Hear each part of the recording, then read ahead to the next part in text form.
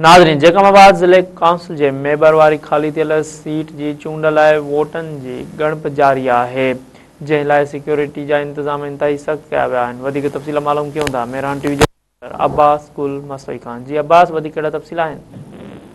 जी बिल्कुल, जैकबाबाद जी union council रांझापुरा जिते ज़िले काउंसिल जी सीट ख़ाली थी हुई, उते मौजूदा जो चेयरमैन हुयो, मेंबर हुयो ज़िले काउंसिल जो, उन इस्तीफ़ा ॾिनी हुई, जंहिं बाद इलेक्शन कमीशन पारां सीट ते इलेक्शन करण जो नोटिफिकेशन जारी कियो हुयो।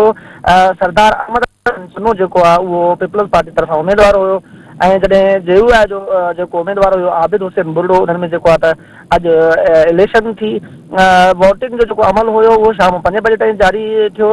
मिलंदड़ जेको गैर हतमी गैर सरकारी नतीजनि मूजिबि सरदार अहमद अली ख़ान चन्नो जेको पीपल्स पार्टी जो उमेदवार आहे उहो 2400 जे क़रीब जेको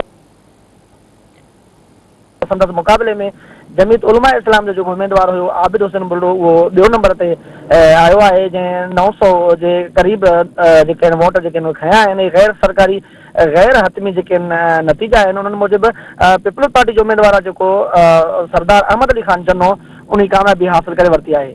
जी अब्बास, तव्हां जी महिरबानी।